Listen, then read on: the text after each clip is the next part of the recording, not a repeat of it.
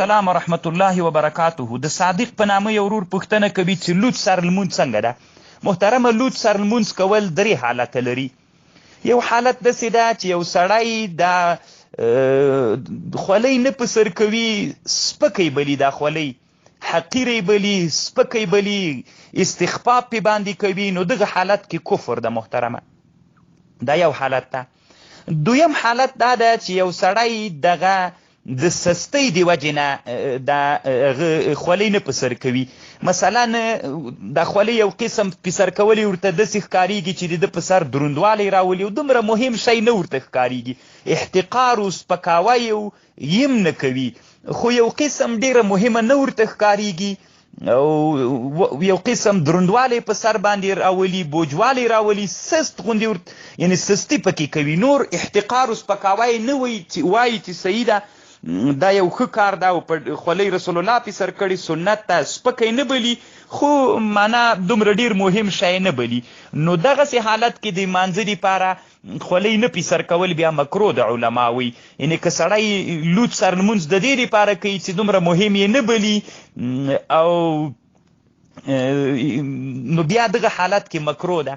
اما که یو سړی خولۍ نه په سر کوي مانځه ته، لوڅ سر لمونځ کوي خو د عاجزۍ دپاره، بیا جایز ده، پروا نه کوي، جواز لري، جایز ده.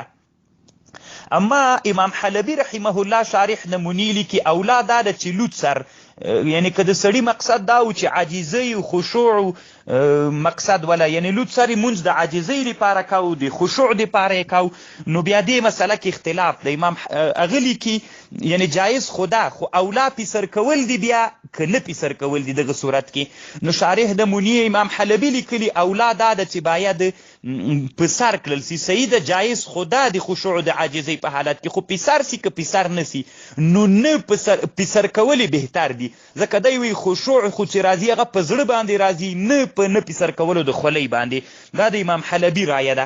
اما په مراقي الفلاح کې بیا لیکي، په مراقي الفلاح امداد الفتاح کې نه نور لزاح ملا چې کومه خبر کوي، لا للتذلل والتضرع، د تذلل او د تضرع دپاره بیا جایزه ده.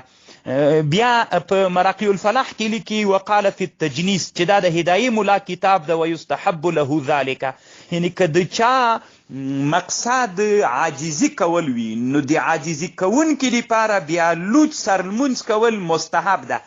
نو چې دا د مراقي الفلاح د نور لزاح ملا خبره ده. نو د نور لزاح ملا خبره د استحباب خبره سو چې هدایي نه نقل کړله، د حلبي خبره هغه وی چې جایز ده خو بهتره دا ده چې لوڅ سر یې ونه کي. خو بنا بر هر تقدیر محترم و جایز ولا بیا شامیم په مسله باندې بحث کوي.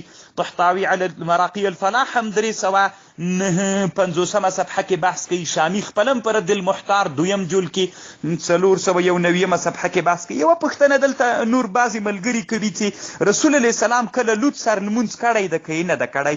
نو بعضې احادیثو نه چې معلومیږي امام بخاري باب دی، باب الصلاة فی صوب واحد، نو هغه نه معلومیږي چې رسول الله کله کله لوڅ سره لمونځ کړی ده. خو علی قاری رحمه الله یو کتاب جوړ کړی ده، مسند الانام فی شرح مسند الامام، چې د موږ د احنافو لوی عالم علامه علی قاری رحمه الله په خپل کتاب مسند الانام فی شرح مسند الامام په دې کتاب 142 صفحه کې یو خبره کوي، هلته چې امام ابو حنیفه رحمه الله د قلنسوي او د خولۍ په اړه باندې بحث کړی چې کان لرسول الله صلی الله علیه وسلم قلنسوة بیضاء شامیه، رسول الله سلام به سپینه خولۍ ولا شامی خولۍ به رسول الله پې سر کوله.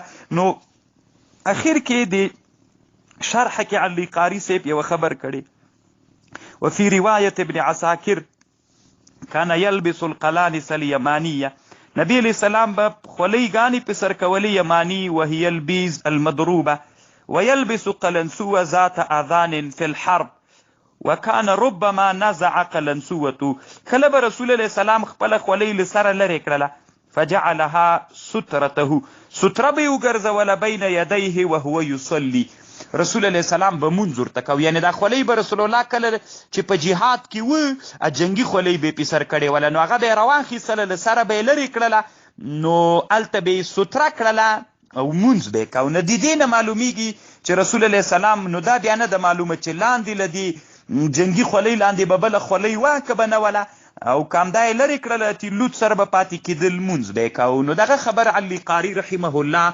مسند الانام فی شرح مسند الامام 142 صفحه کې لیکلې. نو الله دې جوړ لره محترمه، سيحدث الله بعد ذلك امرا.